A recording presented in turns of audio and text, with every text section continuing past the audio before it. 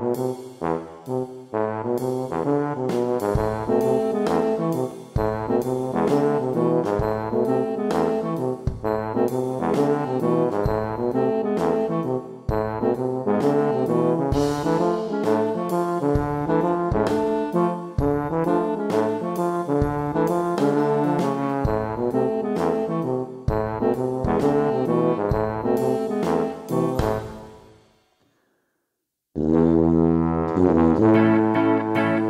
we talk about this subject, it's easy to kind of dismiss the idea that you can have sustainable rural transportation and that really the only option in a rural area is a personal automobile. What I'd argue is it's not really a matter of the car versus everything else when we're trying to think about a transportation system. It's more about making sure that one has access to different types of transportation.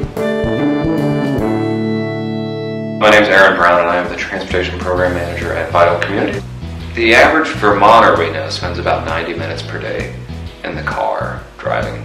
The average commute distance as a result in this region is about 20 miles each way.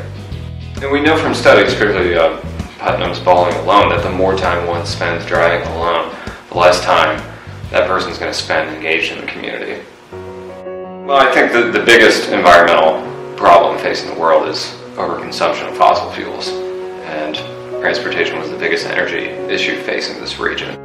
I think I used to take for granted that most people, deep down, do really care about the environment. And I also used to think that if someone cared about the environment, that person would naturally do good things for the environment. But I've learned over my time here that as much as one might care about the environment, that doesn't necessarily lead to sustainable behavior choices. We try to help people make sustainable transportation choices by making it easier for them to access buses or biking or carpooling by kind of taking down some of the barriers that prevent people from choosing sustainable transportation options.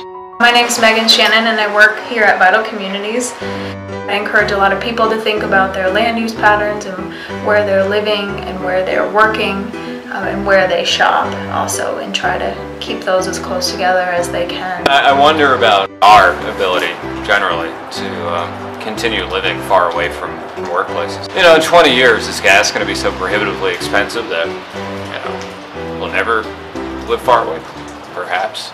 In 2010, I did an analysis of my own personal travel impacts. Over the course of a year, I had traveled around the globe 1 1/3 times. The carbon dioxide equivalent of doing that is it's equal to roughly what I think 1.5 acres of mature forest would be able to sequester. So that's just one person's travel. That's a pretty startling figure. Carpooling is available to most people. I was at an event. I heard 8 or 10 times. I live in Berkshire. Nobody else from Berkshire works here. And probably about the 4th time I was able to say, wait a second, you're wrong. There are a lot of people from your town who work here. You just don't know who they are. So overcoming that barrier it's a challenge, but it can be done. I did carpool and that was nice for the social aspect of having someone to talk to and then someone to share expenses with. I don't think people value not knowing anyone in their community. Few people want to feel isolated and alone. The best way, I think, to find someone to carpool with is someone you know, or someone that works close by, or someone that works with you. But at the same time, we were seeing the younger generation less interested in owning the personal automobile. Yeah, I like taking the bus because it's really fast and there's responsibility. You don't have to park. You don't need insurance. I take the bus a lot every day. Well, you get on them and they take you places. They're mostly on time. Sometimes when I have meetings in Hanover or Lebanon, I will take the bus to those meetings during the day. Advanced Transit provided over 515,000 rides last year. An additional 100,000 or so plus came on the Dartmouth College shuttle system. So for a rural area, that's a huge number of rides. Now we see more people choosing to ride the bus for environmental reasons, for financial reasons, and I expect that number to continue to rise.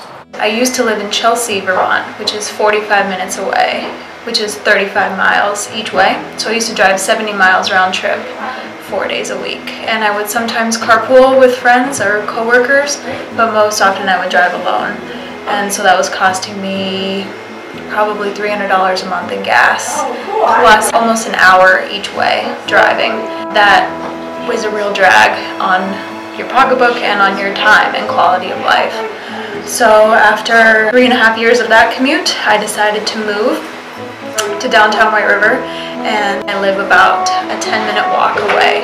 The walk to work saves me $250 a month in gas and expenses on my car. I have so much more time now to do other things besides sit in my car. We've heard a lot of inspiring stories since we started our Smart Commute program a few years ago. One fellow who's an associated hypertherm started taking the bus, but he lived, I think, about 2 miles from the bus stop, so he developed a new fitness regimen where he was walking 2 miles a day to reach the bus. He lost 20 pounds in the summer, got healthy, got outside more often, and really enjoys that benefit. Friend Mike, family with 4 kids, lives in Wilder, works in Lebanon. He was able to get rid of 1 car because he decided to be creative and do a combination of carpooling and taking the bus. In the summer he bikes from one town to the next, and his family's enjoyed great savings and really put a dent on their environmental impacts. I think one thing that people should realize, it's not a all or nothing proposition. You don't have to carpool 5 days a week in order to really make an impact on the world. If you can carpool 1 day a week, that's 20% less driving by yourself. Just figure out what options are available to you in your community. You don't have to do a 100% commitment. You don't have to just ditch your car entirely and do a complete life change.